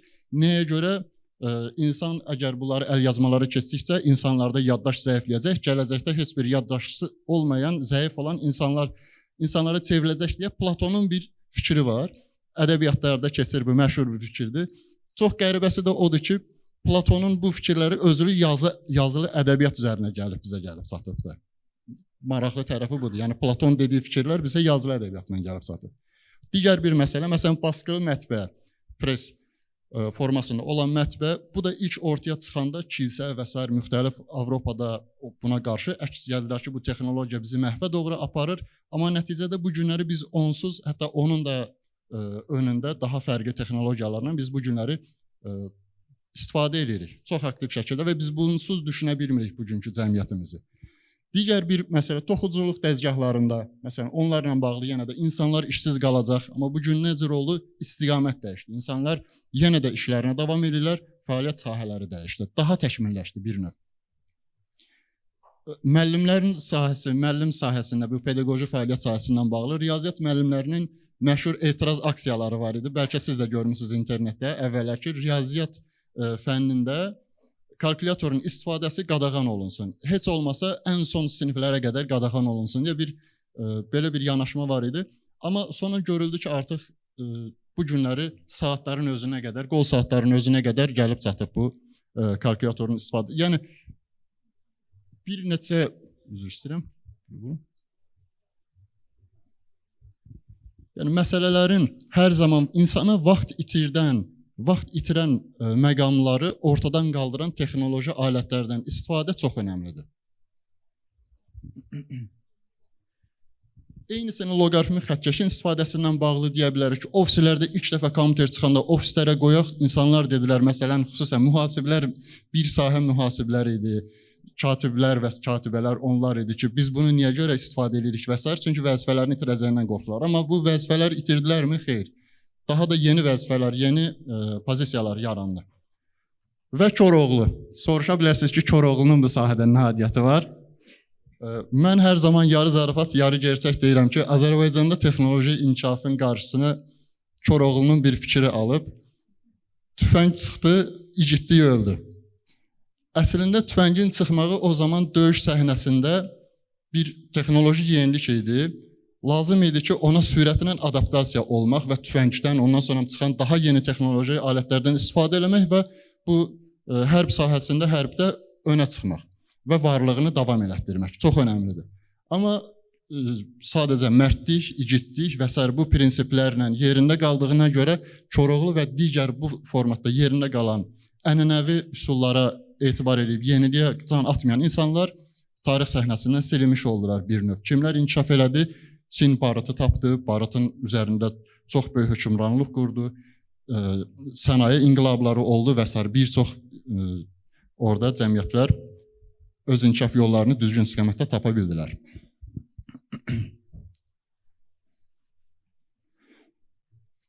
İnsanda kognitiv düşüncə ümumiyyətlə, şuur, süni intellekt deyirik. Bu söz özü ümumiyyətlə hardan gəlib? Süni intellekt sözünün hələn bugün, şuurun tərifini bugün elm tam dəqiq şəkildə verə bilmir. Açıb internetdə də baxa bilərsiniz, Google'da və yaxud da ki, ChatGPT kimi süni intellekt, süni zəkalardan da soruşa bilərsiniz ki, şuur deyilən anlayışın özü, tərifi varmı? Bu günləri heç bir insanlıqda heç bir alim onun tərifini verə bilmir. Heç bir institut onun tərifini verə bilmir. Çünki biz bunu hələm tam dərk edə bilmirik, şuurun özünün nə olduğunu. Bu insanın daxilindən gələn, bəlkə də həyatla bir culğalaşmış deyək, yəni bir məfhumdur ki, hələn biz bunu dərk eləmək səviyyəsinin insanlıq olaraq gəlib çatmamışıq. Çox maraqlı, mən süni intellekt texnoloji tərəfinə gələcəm, insandan başlayıram burada. İnsan bədənində 2 elektrik enerjisi generasiya eləyən mərkəz var. Biri ürəyimizdədir, biri də beynimizdədir. Hər bir insanda elektrik enerjisi istehsal olunur. Bu elektromaqnit sahə yaradır hər bir insanda. Bəzən olur ki, məsələn, evdə oturmuşuq, ürəyimizə damır ki, deyəsən falan kəs gələcək, tak qapı döyülür, açırıq ki, gəldi. Bəs biz bunu hardan hiss elədik? Əslində bizim bugün başa düşmədiyimiz insan gəlir, elektromaqnit sahəsi bizə yaxınlaşır və biz bunu şuuraltı hansısa bir formatda hiss edirik və nəticəsini sadəcə şuuraltı bilmədən dilimizə gətiririk və baxırıq ki, həmin hadisə baş vermiş oldu. Maraqlıdır, beyində olan dalğalar elektroensefaloqramla ölçülür, yəqin ki bilirik. Ürəkdə olan elektrokardiyoqramla ölçülür. Bunların sahələri, tezlikləri elə böyükdür, tezlikləri elə aşağıdır ki, dalğa boyları çox böyükdür. Bizim hər birimizin hal-hazırda bu zalda əyləşən bizim hər birimizin beynindən və ürəyindən, yer kürəsindən də dəfələrlə böyük elektromaqnit dalğalar yayılır. Yəni, insanda olan gizli sir, naməlum olan bir çox məsələlər var ki, bu günləri onları biz bilmirik. Hətta sözlər, bizim tarixən bizdə sözlərimizə hopub ki, məsələn, bununla bağlı qərarı bu məsələdə ağlınla yox, qəlbinlə qərar ver deyirik. Tarixən bizim lap qədimdən belə bir sözlər gəlib. Bu niyə görə qəlbinlə? Çünki insan ağılla düşüncəyə də etibar eləmir, qəlblə deyir. Süni intellektdə əslində nə ağıl var, nə qəlb var. Hələ vicdan məsələsində, məsələn, bugün süni intellektdə biz vicdanla qərar vermə mexanizmi dünyadakı heç bir süni intellekt modellərinin içərisində belə bir mexanizm yoxdur. Ona görə süni intellektin tam insanı əvəz eləməyi ilə bağlı bu məsələlər ən azı mən öz baxışımdan onları zəif qiymətləndirirəm. İngilislərdə də var, listen to your heart, let your heart be your guide kimi müxtəlif ifadələr var. Süni intellekt, az öncə İlki müəllim suallar verdi və süni intellekt o cavabları arxada söz-bə-söz hazırlaya gəldi və proqram nəticəni ekrana çıxartdı ki, sizin sualınızla bağlı cavab budur. Bəs insanda bu proses nə cür baş verir? İnsanda bu proses çox dərindən gedir. İlk öncə biz hər hansı bir məsələni xəyalımızdan keçirdirik. Xəyal aləmi. Hər hansı, belə deyək ki, məsələn, tutaq ki, günəş boyda fil desəm, hər kəs beynində sürətlə onu canlandıra bilər. Məsələn, günəş boyda fil, ondan sonra canlı təsəvvür edirik, təsəvvürümüzə gətiririk, sonra ağılla mühakimə edirik ki, Belə şey mümkündürmü? Görürük ki, yox, xeyr, bu absurd bir ideyadır məsələn. Və biz bu fikrin qabağına səs çəkirik ki, buradan bir xeyir gəlməz, növbəti fikir. İnsanın təxəyyül gücü güclü olan insanların kəşf eləmə ehtimalları böyükdür. Niyə görə? Xəyalından olar olmaz minlərlə, milyonlarla fikirləri işıq sürətindən də böyük sürətlə o qədər çox sayda keçirdə bilir ki, onların içərisinə faydalı nəticələr əldə eləmə ehtimalı yüksəlir. Bunun üçün də mərtəbələr nələrdir? Xəyal edir, çoxlu təsəvvür edir, onları ağılla mühakimə edir və axırda doğru olanı qəbul edir. İnsanda bu proseslər bu formatda olur və bu proseslərin içində sadəcə beyin yox, eyni zamanda qəlbin də rolu böyükdür. Biz mədəni kodumuz dedikdə, mədəni kod texnologiya ilə pedagogikanı birləşdirsək, mədəni kodumuz deyəndə dilimiz istər yazılı olsun, istər şifahi səs formatında olsun, bizim gündəlik həyatda istifadə edirik, şagirdləri öyrədirik və yaxud da imtahanda iştirak edirik. Ya ora biz nəsə veririk və yaxud da alırıq. O cümlədən bu bizi həm də keçmişlə, gələcəklə bağlayır. Keçmişdən biz gələn məlumatları, əlifbasını başa düşüb, onun kodlarını açıb başa düşürük. Ondan sonra gələcəyə də öz mesajımızı ötürmüş oluruq. Bu sözlər ətrafında süni intellekt texnologiyası dünən bugün yaramayıbdır. Bunun ən başlanğıc tarixi olaraq 1967-ci illərdə istifadə olunan ELIZA, RNN, LSTM və s. digər transformer texnologiyaları bu formatda yəni inkişaf eləyir gəlib. Mən burada texniki detalların içində boğmaq istəmirəm. Amma ümumiyyətlə artificial intelligence, süni intellekt dediyimiz sahə çox geniş anlayışdır. Bu robototexnikadan tutmuş sözlərin, səslərin analizinə və bir çox anomaliya detection və s. bir çox texnoloji imkanları bizə verə bilir. Bizim hazırda Time Edu AI layihəsində istifadə elədiyimiz yanaşma əslində bir elmi məqalədən ortaya çıxıb. Attention is all you need. Daha çox Google-da işləyən, Google-un mütəxəssisləri tərəfindən ortaya çıxan bu məqalə süni intellektin bugünkü inkişafının böyük dil modelləri, LLM, Large Language Model, yəni böyük dil modellərinin inkişafının təməlində bugünkü müasir yanaşma ilə bu elmi məqalədir. Biz də onu birbaşa biz öz həllimizdə burada tətbiq etmişik. Böyük dil modelləri nədir? Çox sadə dillə izah eləsək, biz ona çox böyük həcmdə elə bir süni intellekt modeli, elə bir modeldir ki, elə bir arxitekturadır ki, biz ona çox böyük həcmdə datalar veririk və bu datalar əsasında öyrənir. Çox böyük datadan sıxlaşdırılmış, çox kiçik bir özü başa düşəcəyi dildə bir model yaradır. Biz ona deyirik süni intellekt modeli. Məsələn, nümunə Meta şirkətinin, bu Facebook Meta şirkətinin Llama 2 süni intellekt modeli var. 10.000 gigabaytlıq, 10 terabayt deyək, 10.000 gigabaytlıq mətn əsasında öyrədilib, nəticədə 140 gigabaytlıq, yəni 10.000-dən sıxlaşdırıb, süzüb 140 gigabaytlıq bir dənə model yaranıb. Bizə bütün suallarımıza cavab verir bu 140 gigabaytlıq data əsasında. Əslində, burada bir məqamda bildirilməlidir ki, süni intellekt modellərinə, onlara verdiyimiz məlumatlar hansı məlumatlardır? İnsanlığın minillər boyunca topladığı, əldə etdiyi, rəqəmsallaşdırdığı məlumatları biz süni intellektə veririk. Bu da əslində süni intellekt bu günləri bizə ağıllı kimi görsənə müəyyən cavablar verir. Hamısı arxasında riyazi proseslər dayanıb və o riyazi proseslərin emal elədiyi insanlığın minillər boyu topladığı məlumatlar dayanıb. Onlardan süzülmüş nəticələr dayanıbdır. Özü kəşf eləsin desək biz bugün süni intellektdə bunu çox çətin elə bilər. Çox güclü olduğu yer nədir? Sözlərlə, məsələn, bizim bu günləri elədiyimiz həldəki kimi ünsiyyət, qarşılıqlı ünsiyyət. O qədər gözəl cavablar verir, o qədər gözəl izahat verir, açıqlama verir ki, insan arada unudur ki, görəsən bunun arxasında kimsə yazır, bir insan yazır, bir pedaqoq yazır. Yəni, bu səviyyədə çox gözəl olduğu yerlər budur.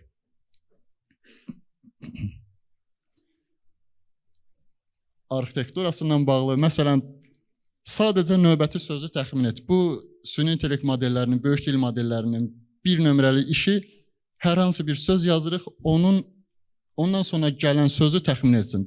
Məsələn, pişik stolun üzərində oturmuşdur, ondan sonra nə söz gəlməlidir? Məsələn, onu artıq özü prediction, belə deyək, ehtimal edib onun tapılmasıdır. Bu texniki detallarına daxil olmadan mən ümumi formatda bildirim. Time şirkəti ilə bərabər Azaytek şirkəti olaraq ortaya qoyduğumuz həldə ümumiyyətlə yanaşmamız bizim belə oldu ki, hansı fikirlərlə, düşüncələrlə biz bu məsələyə başladıq. Süni intellekt ümumiyyətlə gələcəyin mövzusu deyil, artıq bugünün reallığıdır və biz bundan qaça bilmərik. Bugün kimlər ki, süni intellekt kalkulatoru o vaxtı imtina eləyənlər sonradan qayıtdılar. Platon deyirdi ki, fikirlərini şifahi, onun fikirləri gəldi çatdı və biz bu günləri də bugünün barıtı olan süni intellektdən istifadədən kənar qala bilmərik. Ona görə burada ən öncül olmağı qərar verdik özümüzdə. 2 şirkət olaraq bu məhsulu ortaya qoyduq. Müəllimi əvəz etmir, müəllimi gücləndirir, rutin işləri avtomatlaşdırır. Yanaşmamız da bizim budur. Təhsil, İlkin müəllim də xüsusilə vurğuladı. Təhsil təkmilləşmirsə, yəni cəmiyyət geridə qalır. Biz bugün texnoloji inkişaf üzərində hansı işlər görməsək, geriyə qalır. Biz əslində süni intellekt təhsilə gətirmədik, bir növ təhsili gələcəyimizə hazırlamış olduq. Cənab Prezidentin də 2025-ci il süni intellekt strategiyasında olan məqamlardan biridir. Əslində biz bunu şirkətlər olaraq icra elədik bir növ. Özlərimizə düşən vətəndaş məsuliyyətini, hüquqi şəxs məsuliyyətini yerinə yetirdik. Gələcək sual vermir. Əyə lazımdırmı? Gələcək deyir, kim ondan daha ağıllı istifadə edəcək? Bu var, yəni bunu kim ağıllı istifadə edəcək? Mənim bugünkü tezisim əslində çox sadə idi. Əgər bugün biz süni intellekti geniş tətbiq etməsək, öz süni intellekt modellərimizi hazırlamasaq və öz mədəni kodlarımızı həmin modellərdə yerləşdirməsək, sabah başqalarının yerləşdirdikləri kodları istifadə etməyə məcbur qalacaq. Təşəkkürlər.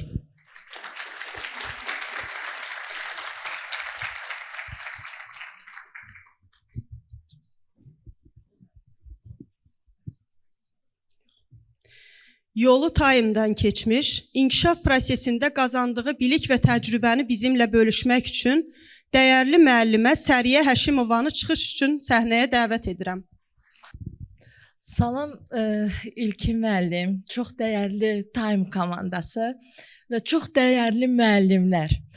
Sizinlə bugünkü bu mötəbər tədbirdə bir auditoriyada olmaqdan özümə çox qürur bilirəm, şərəf bilirəm.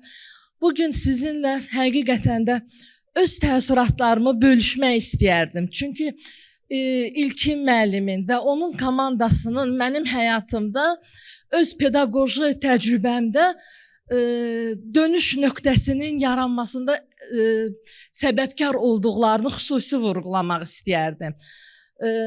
Düzdür, bizim tanışlığımız sertifikasiya dönəminə təsadüf etdi. Hədəfim var idi, məqsədim var idi. Yüksək nəticəni əldə etmək, amma öz fikirlərimdə nəzəri biliklər əldə etmişdim, amma onu tətbiq etməyi, bu nəzəri biliklərimin mənim üçün nə üçün lazım olduğunu, faydasını, mahiyyətini dərk edə bilmirdim. Yəni onu mən necə tətbiq edə bilərdim ki, öz hədəfimə doğru düzgün addımlayım. Sağ olsun İlkin müəllim, onun gözəl komandası bu yolda həqiqətən də bizim yolumuza işıq tutan insanlardan oldular. Hədəfimə çatdım, məqsədimə çatdım, xüsusi təşəkkürlərimi bildirirəm. Amma bu təkcə mənim hədəfimə çatmaq üçün deyil. Bu mənim dünyaya baxışımda, o sinif otağına daxil olanda, o mənim həyatımda 180 dərəcə dönüş etdi. Nə mənada? Bütün müəllimlər hamısı bilirlər, biz dərsə girəndə icmal hazırlayırıq. Nə üçün hazırlayırıq? Sənədlərimiz qaydasında olsun deyə. Bu bizim üçün bir növ çətin bir mərhələdir. Amma mən indi dərsinə daxil olanda sevə-sevə o icmalı hazırlayıram. Niyə hazırlayıram? Çünki bu mənə özgüvən verir. Mən bilirəm ki, mən bugün şagirdlərimlə nə edəcəm, məqsədim nədir və dərsimin sonunda həmin məqsədə çatdığımı görürəmsə, Bu həqiqətən də məni xoşbəxt edir. Əgər mən məktəbə daxil olanda və yaxud da dərsimə daxil olanda şagirdlərim məni sevinclə, təbəssümlə qarşılayırsa, bu mənim uğurumdur. Və bu uğurda da mən İlkin müəllimgilin zəhmətini görürəm. Əgər mən şagirdlərimi hər hansısa bir fən müsabiqəsinə, fən olimpiyadasında iştirak etməyə dəvət edirəmsə, sinifin 50%-i müəllimə biz biologiyadan hazırlaşmaq istəyirik. Deməli, mən öz fənnimə qarşı maraq, həvəs şagirdlərimdə yaratmışam. Zaman, elm, texnologiya inkişaf edir. Biz yerimizdə saya bilmərik.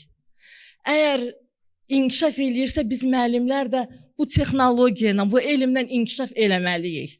Sizə zirvələr yaraşır. Həmişə zirvələrdə olun və biz müəllimlər də sizinlə addımlamağı özümüzə şərəf bilirik. Çox sağ olun hər şey üçün.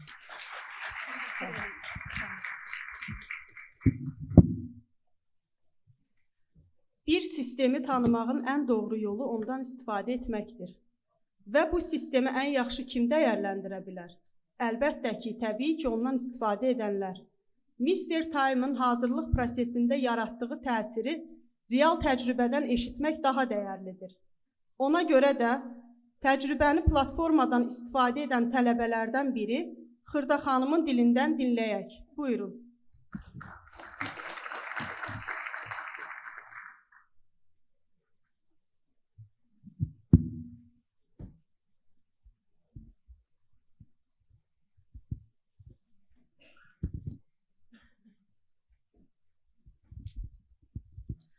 Hər kəs salamlayıram.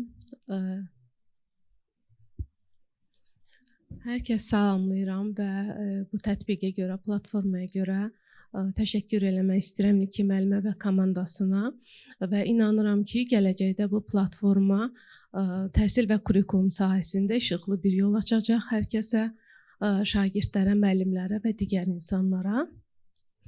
Platformanı istifadə edənlərdən biri də biz olmuşuq.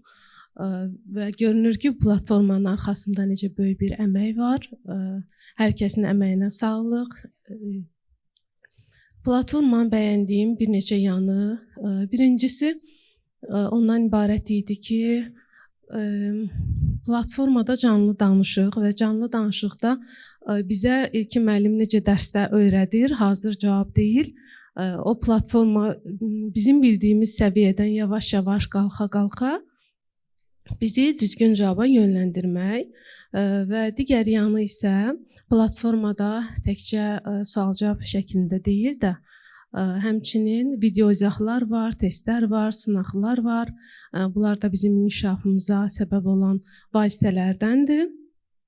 Və digər sevindirici yanlarından biri odur ki, çox sevinirəm ki, İlkin müəllimin bu düşüncələri artıq hər kəs üçün əl çatandır. Çünki İlkin müəllimin düşüncələri yəni yolu Time-la keçən, İlkin müəllimin hazırlığına gələn, onun düşüncələrini bilən hər kəs bilir ki, İlkin müəllimdən əvvəl və İlkin müəllimdən sonra deyə onların həyatında bir dönəm başlayır artıq. Bu düşüncələr bizə təkcə müəllim olmaqda yox, həmçinin bir valideyn kimi, bir insan kimi çox böyük təsir göstərir, bizi düzgün istiqamətləndirir. Həm həyata, həm müəllim yolunda. Buna görə İlkin müəllimə təşəkkür edirəm. İnsan həyatında özü seçə bildiyi və seçə bilmədiyi müəllimlər olur. Mən İlkin müəllimə də qeyd eləmişəm bunu. Mənim özüm seçə bildiyim müəllimlər sırasında ən yaxşı ki dediyim müəllimlərdən bəlkə də birincisidir İlkin müəllim. Buna görə təşəkkür edirəm. Əlavə olaraq deyim ki, İlkin müəllim, çox adını çəkdiyimin fərqindəyəm. Bu gün mənim artıq həyatımda da belə olub. İlkin müəllimin düşüncələri, İlkin müəllim belə dedi, belə yönləndirdi. Ona görə, amma əslində bilirəm ki, bu komandanın arxasında, İlkin müəllimin yanında çox çalışan insanlar var. Hər birinin əməyinə sağlıq. Təşəkkür edirəm bu platformaya görə. Ümid edirəm ki, bu platforma gələcəkdə ən tez bir zamanda bəhrələrini görərik. Təbrik edirəm və təşəkkür edirəm.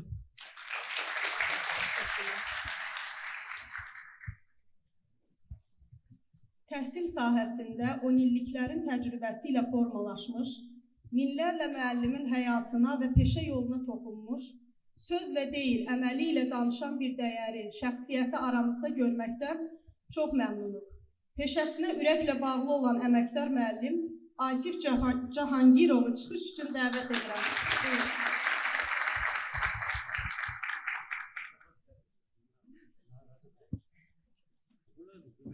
Piləkən oradan da əslində. Hamınızı salamlayıram. Çox gözəl tədbirdir.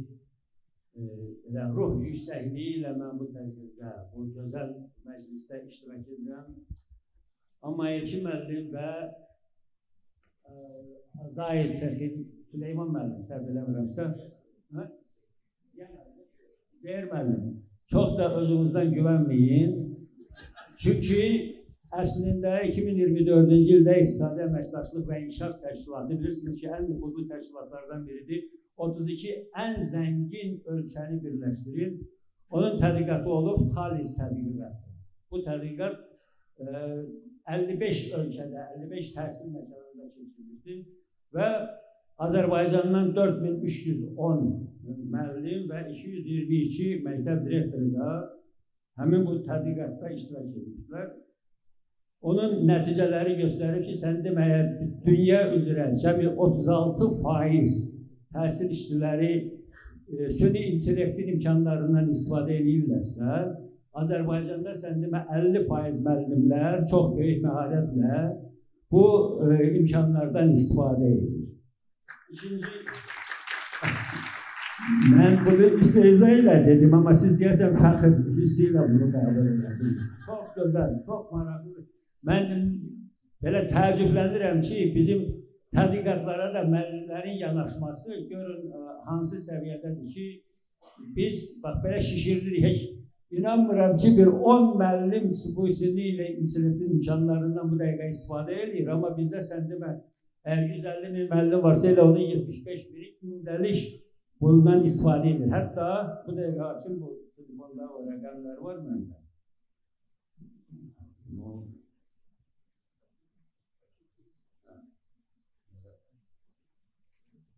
Hətta deməli, dərs prosesinə hazırlaşanda 91% müəllim süni intellektin imkanlarından istifadə edir. Dərs planını hazırlayanda 82%. Şagirdlərin qiymətləndirilməsində də süni intellektin imkanlarından 81% bizim müəllimlərimiz istifadə edir.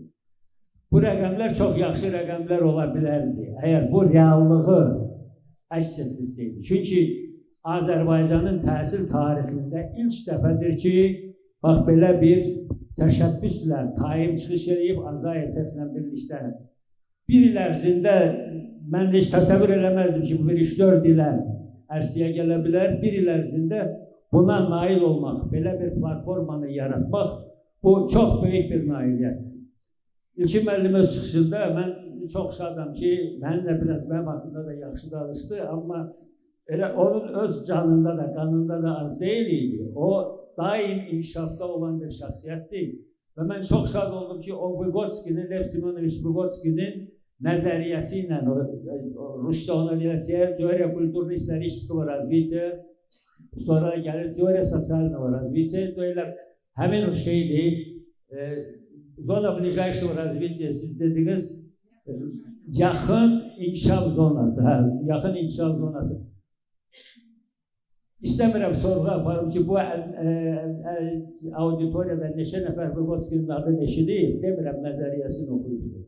Amma bu, dünya pedagoji tarixində Vygotsky'nin misilsiz bir rolu və yeri var. Bu, yeni məktəblərin qurulması, elə bax bu, büyünləri, bu süni intellektin də bura gətirilməsi, bizim təhsilimizə gətirilməsi çox böyük nailiyyətlərdir və onun kökündə də elə o Vygotsky'nin təhsilin fərdiləşdirilməsi, təhsilin diferensiallaşdırılması üçün imkanlar hər bir şagirdin daim inkişafda olan bir məhvum kimi məktəbdə qəbul olunması. Mən indi bəzi çıxışlarımda qeyd edirəm bu fərdiləşdirmədən danışanda, bu günləri bu süni intellektin də rolu burada əvəzsizdir. Hər bir şagird duymalıdır dərs prosesində ki, müəllim məhz ona o dərsi keçir. 20 şagird varsa, hər birisi hiss eləməlidir ki, bu dərs məhz onun üçündür, onun inkişafı üçündür. Müəllimin hədsiz dərəcədə marağı var ki, hər bir şagird maksimum dərəcədə inkişaf eləsin. Əlbəttə ki, bu bizim 20-30 şagird sinif otaqlarında bunların hamısını təşkil eləmək, bunların hamısını yüksək səviyyədə qurmaq çox çətin prosesdir. Və bax, belə platformalar bizim üçün misilsiz əhəmiyyətə malikdir. Biz hamımız çox şad olmalıyıq ki, belə bir platforma gəlir. İndi söhbət getdi müəllim inkişafının haqqında, süni intellektin istifadəsi, bu platformanın istifadəsi. Bu, sözsüz ki, müəllim şagird dərs prosesində, məktəb tədris prosesində də bunun maksimum dərəcədə bundan bəhrələnmək olar. Ev şəraitində bundan maksimum dərəcədə bəhrələnmək olar. Ev tapşırıqlarının icrasında və s. və s. Mən vaxtım, limitim çox azdır. Ona görə bilirsiniz, bunun çox böyük fəsadları da var. Mən çox böyük narahatlıqla düşünürəm ki, əgər, bax biz, çox deyirəm, bu günləri mənim üçün bir bayramdır ki, Azərbaycanda belə bir platforma yaranırdı. Amma belə platformaların sayı çoxalmalıdır. Biz dünyanın inkişaf istiqamətlərində xeyli geridə qalmışıq, xeyli geridəyik və süni intellekt dəhşət sürətlə sirayət edir dünya təhsil sisteminə. Bilirsiniz, yəqin ki, bilirsiniz ki, bax o İqtisadi Əməkdaşlıq İnkişaf Təşkilatının 2040-cı il üçün 4 məktəb, ümumi təhsil məktəbi ssenarisi var.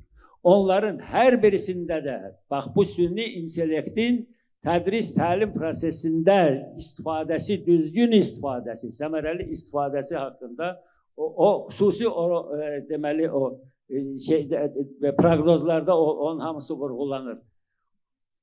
Bir misal gətirdim. Vygotsky'nin deməli nəzəriyyəsi, zona ближайшего развития, yəni Bayatonan yaxın inkişaf zonası, hə. Özür istəyirəm, bunun hamısı mən rus dilində oxumuşam. Bilmirəm, Vygotsky'nin nəzəriyyəsi Azərbaycan dilində var ya yox, amma yaxşı ki, Tayyip bizə o Vygotsky'ni yadımıza saldı o. Bax, bu nəzəriyyənin həyata keçirilməsi üçün belə platforma çox lazım olacaqdır.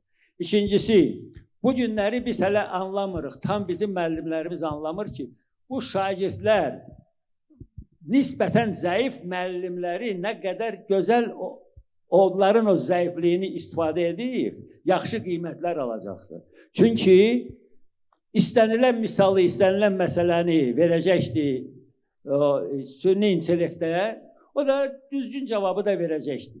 Bax, bu qorxu ciddi var. Bu dəqiqə dünya miqyasında 6 səviyyə, bax, bu süni intellektdən istifadə edən şagirdlər üçün 6, mən elə düşünürəm ki, elə müəllim hazırlığında da, pedagojik universitetlərdə də bu elə də olacaqdır. 6 səviyyə var. Ən aşağısı odur ki, şagird, tələbə istənilən informasiyanı, istənilən ona verilmiş tapşırığı daxil edir süni intellektə, o dəqiqə düzgün cavabı alır. O zəif müəllim ən yumşaq ifadəmdir də mən. Bilirsiniz nə deyirəm, o zəif müəllim hansı müəllimlərdir. Onlar da bunu tam anlamaya buna götürüb yaxşı qiymət yazacaqlar. Anlamayacaqlar ki, bu süni intellektin roludur. Ən sonuncu mərhələ isə tədris prosesində bu olacaq ki, ən yüksək səviyyə, 6-cı səviyyə odur ki, şagird süni intellektdən əsla istifadə etməyərək öz düzgün nəticəyə gəlib çatsın. İkinci, biz süni intellektdən istifadə edəndə təsiri, siz burada məktəb direktorları da oturub, müəllimlər də oturubdur. Yaxın illərdə siz bunu müşahidə edəcəksiniz ki, artıq istənilən cavabı ala biləcəksiniz. Əgər biz indiki kimi təhsil prosesimizi nəticəyə yönəltsək ki, nəyəsə bir riyazi misal vermişik, onun cavabı düzdürsə, qutardı, qiymətini aldın. Və ya hansısa bir başqa fəndən, hansısa bir sualı veririk, onun cavabı dəqiq cavabı verilirsə, bu müəllimi qane edir. Elə olmamalıdır. Süni intellekt gələndən sonra biz nəhayət ki, bu süni intellekt imkan verəcək ki, biz prosesi, tədris, təlim prosesini nəticəyə yox, konkret nəticəyə, o testləşdirmə və s. nəticələrə yox, prosesin özünə yönəldək. Bu haqda da mən çox şadam ki, burada bu auditoriyada da elə İlkin müəllimin öz çıxışında da səsləndi ki, ən vacibi prosesin incilənilməsidir. Hansı yolla sən bu nəticəyə gəlmirsən? Bu nəticədən başqa bir yol da varmı? Tənqidi təfəkkür, nədənsə indicə mən qeyd elədim bunu. Biz tənqidi düşüncə deyirik. Əslində bu tənqidi düşüncə deyil, bu tənqidi təfəkkürdür. Bu termindən də gəlin biraz düzgün istifadə edək. Bax o tənqidi təfəkkürdür, yaradıcı təfəkkürdür. Bunların hamısı üçün bu platforma məharətlə istifadə edən üçün və təhsilin fərdiləşdirilməsi üçün, şagirdlərin səviyyəsinin A səviyyəsindən B səviyyəsinə qalxması üçün, B səviyyədən C səviyyəsinə qalxması üçün bu platforma çox böyük imkanlar verəcək. Amma ən vacibi odur ki, müəllim yerində olsun. Bu günləri əgər Azərbaycan müəllimləri, bax bu süni intellekt, bu yeni təhsil paradigmasında bu fenomeni düzgün dərk eləməsə, bizim pedaqoji universitetlərin burada bildiyimə görə müəllimləri də əyləşiblər. Əgər bizim pedaqoji universitetlər bu süni intellekt fenomeninin düzgün tətbiqini bugünkü tələbələrə aşılamasa, biz həddindən artıq, onunsa çox şeylərdə geridə qalmışıq təhsildə, indi daha pis geridə qalacağıq. Ona görə İlkin müəllim, sizi təbrik edirəm. Deyirəm, mənim üçün bir bayram oldu. Bu sizin bu bir il ərzində ərsəyə gətirdiyiniz nəhəng bir işin nəticəsini bu günləri siz təqdim edədiniz. Sizə çox sağ ol bildirirəm. Sağ ol.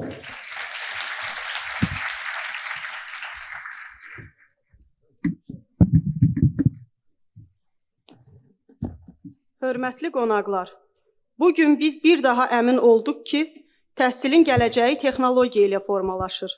Amma bu gələcəyin ruhu insanla tamamlanır. Burada paylaşılan hər fikir, qurulan hər dialoq sabahın təhsilinə atılan bir addımdır. Ümid edirik ki, bugün başlayan söhbətlər yeni ideyalara yol açacaq. İştirakınıza görə hər birinizə təşəkkür edirik və son olaraq sözü İlkin müəllimə veririk.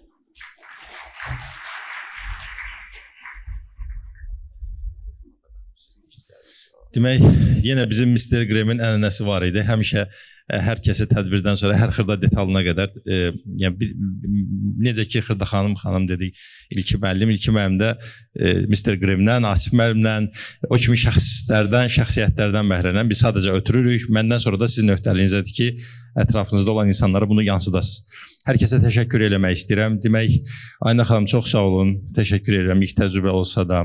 Sonra Əli bəy, Fərid bəy, fotoqraflar, videoqraflar hər bizə təşəkkür edirəm. Çıxış üçün Üzeyir bəy, təşəkkür edirəm. Asif müəllim çox sağ olun, var olun. Uzun ömür, can sağlığı, həmişə nəfəsiniz bizim təhsilin üstündə olsun.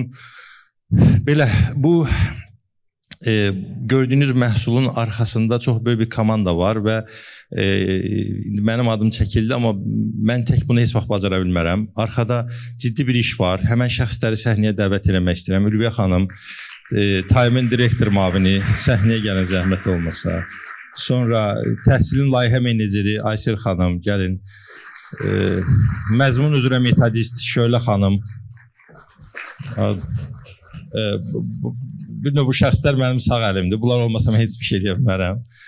Bu arada ayrıca Fatimə xanımla Xəzər müəllimə, onlara da xüsusi bir təşəkkür edirəm. Çünki hazırda Fatimə xanım Artidə baş metodistdir, Xəzər müəllim də Artidə mütəxəssisdir və onlar da Taimdə, institutdan öncə Taimdə çalışırdılar və bu layihədə onların da qatqısı var. Yadımıza gəlir, o çankları quranda nə qədər əziyyət çəkdi və s. Xüsusi təşəkkür edirəm sizə də. Sonra Dilbər xanım bizim ATC-dən bizdə artıq 2 ilə yaxındır, bizdə çalışır. Məzmun üzrə metodist və Taimin və Azaytekdən mən Üzeyir bəy, siz də gəlin zəhmət olun, Nurlan bəy, siz də gəlin, Orxan bəy və ümumiyyətlə Taimin və Azaytekin bütün əməkdaşlarını bura dəvət edirəm və hər birinə təşəkkür edirəm. Siz də o zəhməti olan şəxsləri, Röşən bəy gəlin, sizinlə də az mübahisə eləməmişik, gəlin. Gəlin, Röya, gəlin, hər kəs gəlsin. Mən istəyirəm ki, hər kəs bu komandaları görsün. Son, arxada bir necə bir zəhmət var, əziyyət var. Və sonda biz özümüzü bir alqışlayarıq.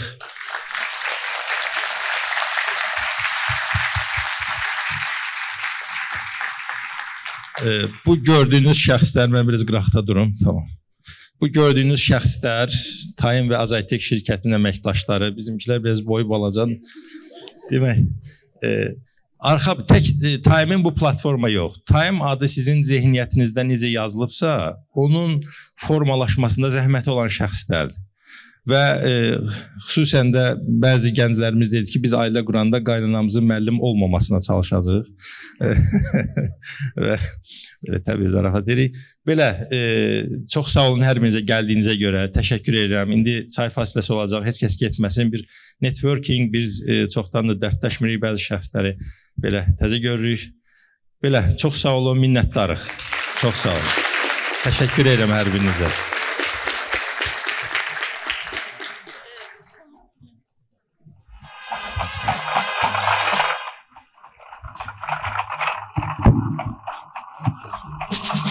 Ne yakın komşu oldu bu dünyada, ayrı ayrı doğuldu bu dünyada.